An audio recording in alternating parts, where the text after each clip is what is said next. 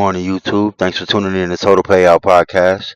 Now tuned in with your host, Trouble, Merc the Book. Okay, so I want to go ahead and start this episode off by recapping yesterday's plays. We did do a good 3-0 on our parlay, so we want to give ourselves a pat on the back for that one. We're gonna go ahead and start out with the first game we had, which was the Bucks plus 4.5. Like I said, didn't trust the Pelicans at home. Didn't think they was good enough to be favored that as far as that many points, but favored at all. A pick at the most, or maybe a hook, but they didn't deserve 4.5. So money line on them, but we had plus 4.5, but they money line them. We also had the Minnesota Timberwolves at home against the Dallas Mavericks under 239. They hit it 233. Like I said, I called that one. My totals, my personal totals came out to 233, 234. So that was an under for me. And then also we had the VCU and St. Louis game go under 164 and a half. They hit 160, a little closer than I thought it was going to be. Didn't think it was going to hit the 133 as previously, but didn't think it was going to get that close to the total. Little sweat, but like I say, at one point in time, like basketball, somebody has to go on a drought. When you see something that look a little too high, you just got to pull the trigger sometimes. Eat that crow if you got to eat that crow, man. But so today is February 21st, Good Saturday. So just a couple more games on the slate today, just because it's a lot of games. So we just got to be greedy, man. Just got to be greedy. We got one NBA play today, and then we do have four college games on slate that we like today. So we're gonna go ahead and play those games. Starting out with the NBA game, just gonna go ahead and go as far as the games we're gonna take a look at. We got the Houston Rockets versus the New York Knicks. That's the primetime game, 5:30. We're gonna go ahead and look at that one. And then we also have the Tennessee Volunteers versus Vanderbilt Commodores. We're gonna go ahead and look at that game. We got Arizona against Houston, so we're gonna go ahead and take a look at that game. We also got UConn rolling into Villanova, so let's see what UConn and Villanova game is going to look like. Then we also got the big boy game, Michigan and Duke. So got some good games on slate today. Had to kind of stretch it out a little bit because it can't. You got some games just gotta take a stab at, man. Some games you gotta be like, some of them just like, okay, I gotta do something with it. So got 5 games on the slate today. See what we can make. See what we can do today. See if we can keep rolling. So we're gonna go ahead and start out with the NBA game. Obviously, that's just one game, so a couple games on deck. I don't. It's too many big spreads for me. Not that I picked this game based on spreads or anything, but it's just I didn't like the feel of the games today that they had. The matchups is a little too awkward. A couple back to backs, things like that. Um, so. As far as this game, we're gonna go ahead and look at it. So, okay. So as far as this game, we're gonna go ahead and I'll go ahead and throw the pick out there first before I go through the couple nurse stats that I like. I like the over in this game. The over they got is set right now at 217.5. I looked at it. I got it at 216.5, but looking at everything, everybody's gonna say Houston is an under team. I understand. They're 22-32 to the under for the season, so you stab them with the under, you're probably good to go. The Knicks barely on the over by 129-28. So you're splitting hairs if you're just looking at the surface of this game as far as the total. I understand it. If you argue with me or if you were to have any type of I don't know. It's not looking good if you were a nerd and look at the trends and the stats and whatnot. But I like it one because it's low. Looking at it being a prime time game, the Knicks are not a low scoring team. Obviously, it's going to be because the Rockets, if it does go under, because the Rockets are generally the under team, and they also are a great defensive team. A lot of wings, a lot of good matchups. But the reason why, more or less, the reason why I like this under, I'm sorry, over, is because when I dig a little deep, just to go not too deep, but just a little surface level, the Rockets are a under team, but that's more at home, more or less. The Rockets are 7-18 to the under at home, so 7 overs, 18 unders at home. That's pretty much the bulk of their unders. On the road, they're 15-14. So if you're gonna catch the Rockets on the over, it's gonna be on the road. Like I said, it's kind of a generous total, considering the fact that the Knicks is involved. Not saying the Knicks are not a decent defensive team. They have a couple great individual defensive players, and then they have Mike Brown as a coach. So you would assume eventually they'll get it together because Mike Brown is a strict defensive coach. He's not really an offensive mind. But at the end of the day, you would think that this game at 217, we need two, what, 110, 108, something like that. Spreads, what, 3 points at the most, 3.5. So, we're asking both these teams to probably get a couple. I know neither one. I don't even want to look at what they average a game. I just know that they average probably more than 108. So defensively, I know the Knicks probably give up more than that. The Rockets probably not so much, if right at that. So we're gonna take it over based off, like I said, the Rockets on the road are an over team. They 15-4 on the road, so we're gonna play to their nature on the road. And the Knicks at home are 16-14 to the over, so they're 2 games over as far as the totals go. So we're gonna play that for that reason. That the Knicks at home are over team, and then the Rockets on the road, their nature is to go over, not by much, but if we're gonna take advantage of them in any situation based on the total. Because if it was at like 230, I'd be thinking twice. But at 217, I kind of got to look at that, and say, okay, you know, the Knicks need a bounce back game. They just got blown out by Detroit, and so when I kind of go back and look at the Knicks blowouts, when they get blown out or they lose, especially at home. Because I really kind of like the Knicks at home, but the Rockets aren't anything to sneeze at, and I just don't trust the Knicks against great teams. So I just think that I might as well just take every single person on the court. You know what I'm saying? Instead of putting my money on the 14 players on the Knicks side, or the 12 or the 8, 9 that might play, and just take the entire both lineups and take everything over and say everybody go out and score as many points as we can get and get that over. So I'm gonna go into that game with that mindset instead of trying to go into that game with that mindset, trying to break it down player by player, or which side is this and what scenario is that. I'm just gonna take the nature of what I think can happen based on the total. It's a prime time game. It should be tight based on the spread, so we're gonna take that game over. Now let's go ahead and like I said, we only got that game. As far as what we like out of all the games that we kind of broke down in the NBA. Now getting over to college. The first game we're gonna look at, we're gonna go in order by time. We're gonna go with the Tennessee Vandy game. They start at 11, so we're gonna go ahead and start with that game first, as far as breaking it down. Now, it was kind of tough for me breaking this game down because my nerd in me says take Tennessee. Based on the history of these teams. Tennessee beats up on Vandy. Like we already know, Vandy's generally not as good in football. They were great. They were decent this year. Basketball, they're decent. So it's like something new to us. So overall, the last 16, Tennessee is 14-2 straight up against Vanderbilt. So if you look in and you just look at that and say, "Oh, I'm taking Tennessee," yeah, I get it. But we also got to sometimes look at the scenario and the situations current, not just always trendy. And Tennessee, I don't like them on the road. On the road, they are not the same team. Just like most college teams, they play great at home. They're not the same on the road. And I kind of think Vandy needs a bounce back game. They've been losing. They need to bounce back. So Tennessee on the road, 2-7 last 9 against the spread. That's one. I just think that's kind of shaky. When you're rolling with a team that does not do 100% well on the road. But what also gave me pause as far as looking at Tennessee when I looked at that was Vandy at home right now. Vandy's 14-2 at home. So I have to kind of look. I mean, I'm sorry, 12-2 at home. I have to look at that and say you have to be a great team to go into a stadium to be the team that's that good at home. On the road overall, 3-4 in the way for Tennessee, straight up. So you're under 500. You're 1 game under as far as lose, win, loss on the road versus going into a stadium where teams 12-2. So I get the points and take the points, but I'm just gonna take Vandy money line just to go ahead and just try to keep their standing in the SEC, keep their home court advantage, keep winning at home. Tennessee 3-4 on the road. You know, stay true to form. The second game we're gonna work with, like I said, we're gonna go in time is Arizona and plus 5.5. Now looking at Arizona plus 5.5, I just think that I got this game as a pick.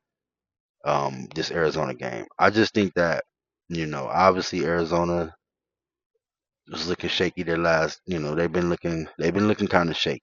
They've been looking kind of awkward lately. They've been looking like I don't know when they lost it. Sometimes when college teams lose that number one, it gets kind of murky. They don't know. Some of them they can bounce back. In the past we see UConn, Duke. They lose number one a month later, they get it right back because it's hard for teams to keep the number one ranking when every night you're playing against teams that want to beat you, and just to have the number one win loss team on their record. So now with Arizona, I think this is the type of game where Arizona and Houston, where Arizona looks at this game and says, you know what? Because this is number one and two in the conference as far as conference standing, and like I said, Arizona just lost. Houston at this point, I feel, and then I said 5.5, but that line has currently went to six. So if you can jump on that game at six, I definitely love the six. Like I got it at 5.5. But six is a great number. Let me not even say not a bad number. It's a great number in that game because now you get you get two three two three two pointers, two 3 pointers. However you want to look at it, you get three buckets. I'll look at it. You need three buckets. Now looking at them, they're head to head. They're even as you can get 3-3 straight up, 3-3 against the spread. So you can't get no even in 3-3 against the spread straight up. Now, I'm basically taking this off a numbers game. Houston games, man, Houston games don't end in blowouts unless Houston's playing somebody worthy of blowing out. But overall, Houston games never, ever, ever end in blowouts. Ever. So I have to, whether they lose by two or three, whether they win by, they never end in blowouts. Ever ever. Arizona, they're always to me lately they've been a high scoring team last couple of seasons. Since they had this coach, they've been a high scoring team. But what kind of got my eye? I understand Houston's 13-0 at home. That's as best you can get undefeated. You can't get no better than that. But Arizona's no slouch on the road at 6-1. So do I take the 13-0 team on the money line, or do I get a team that's 6-1 straight up, meaning that they've went into many homes and said, you know what, we don't care, we'll beat y'all and beat them, and only lost one time, which is great to me. And then also, against the spread, they're 4-3. Houston's 8-5 at home, against the spread, but Arizona's 4-3. So that's not a slouch. And probably Arizona most. I don't want to super, like I said, duper dive into super nerd stats, but Arizona most likely got favorite money on the road at 4-3. Now we're getting them at home. Where Houston probably most likely double digits every time. So and they're covering it. But give me the team that's 6-1 on the road money line with 6 points. I'm getting them.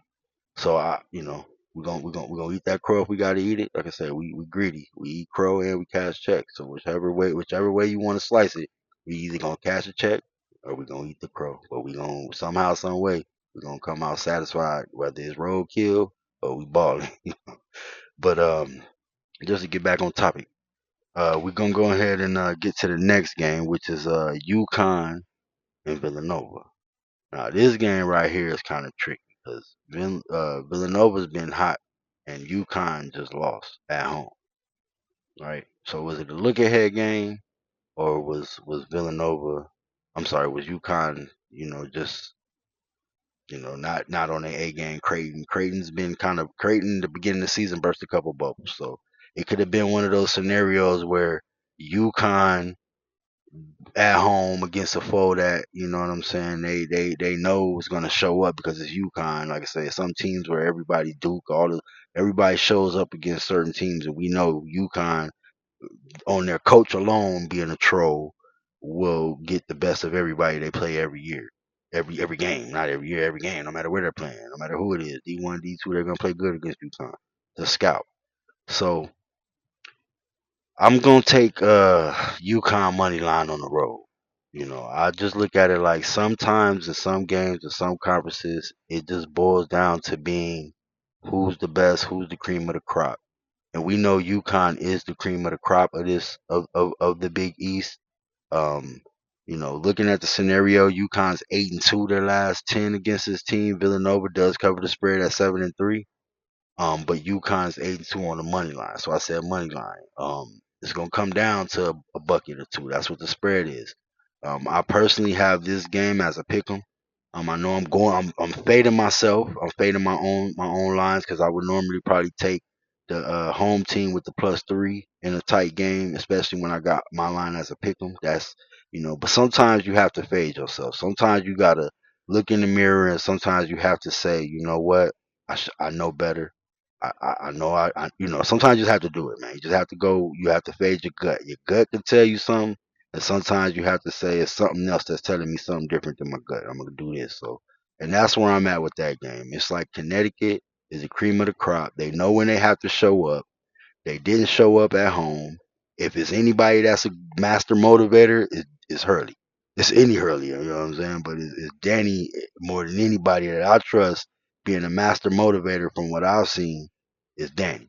So I feel like Danny gonna get the team up and running, and they're gonna ball out today, and they're gonna go ahead and do what they have to do against this team. I'm on the money line though. It's gonna 20. You could I like the 2.5, but like I said, it's a parlay, so we're not trying to make $1 million off a parlay. We just want the teams to come in there and do what we expect them to do, which is win the game, or in Arizona's case for right now, just don't get blown out. Don't lose by less than 7, 6, depending on where you get it.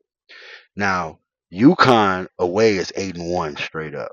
Nova 11-2 at home. So obviously UConn, just like Arizona, they feel like they can go anywhere and beat anybody. And I love a team like that. You know what I mean? That feel like I'm confident in the team that feels like they can go anywhere and beat anybody. I have no problem with backing them. Against the spread, they're not the greatest team, 4-5 away, but UConn 7-6, obviously one over 500 is a better option. Getting 2.5, I couldn't blame you if you took. I'm sorry, Villanova is not great, bad at home at 7-6. So I couldn't argue with you if you wanted to tell me, Villanova, woo, Villanova is this against the spread, and UConn's under. I couldn't argue with you as far as the numbers go.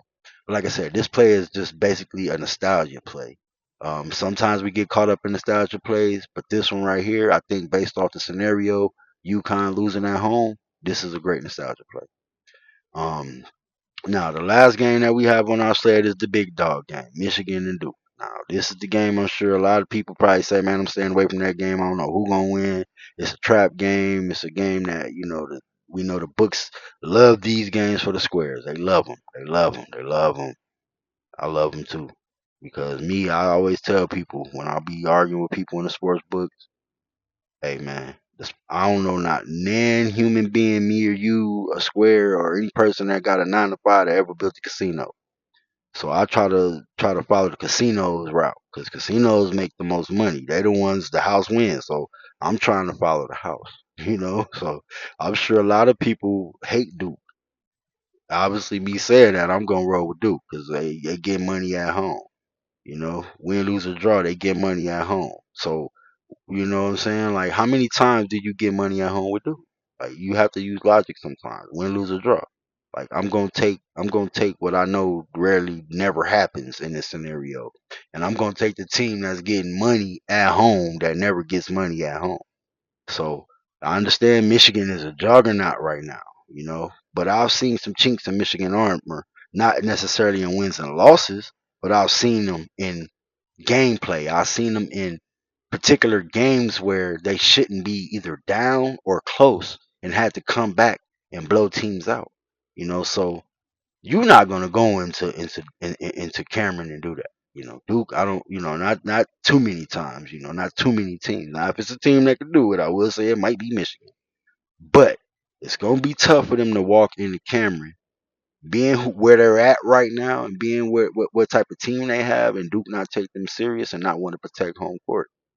So I understand it. My personal line got Duke as a pick. So obviously I'm flip flopping. As the last game I said I'm going to go with the road team. You know what I'm saying? Because I love taking home teams as dogs with picks. on my line. I'm taking the money. I'm taking the plus the points at home. But also, like I say, I kind of this isn't that type of game where Connecticut Villanova. This is Michigan's a Big Ten team. This is some, I don't even know. I got plenty of different sayings I can call it, but this is a out of conference game that's just plotted on Saturday just to entertain us in prime time.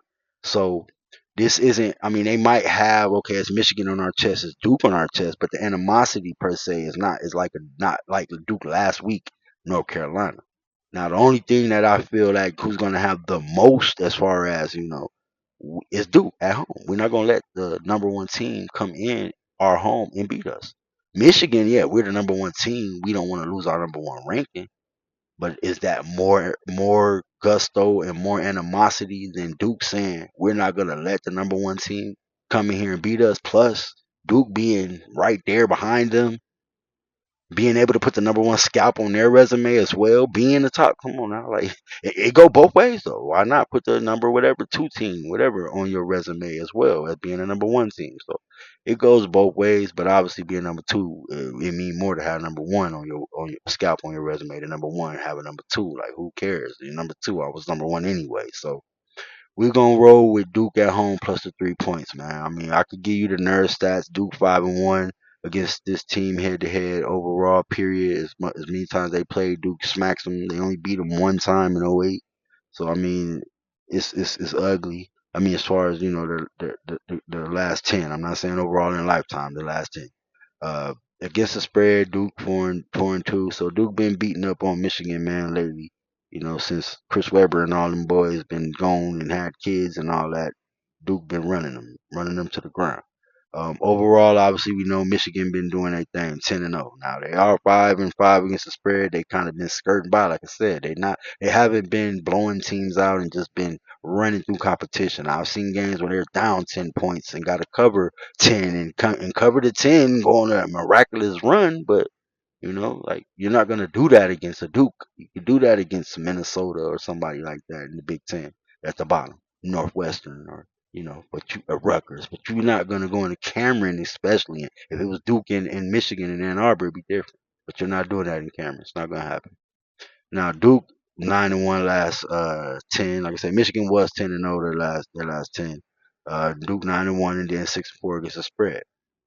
So they're not bad. One game behind them in the last 10, but they're better against the spread. So I'm gonna take the 3 points. I got them at three. If you argue with me and said Michigan money line and gave me player by player and told me why you like Michigan, I understand.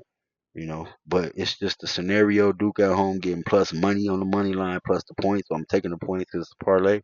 I would take Duke straight bet money line, but like I said, it's a parlay. Might as well take the points. Is what it is.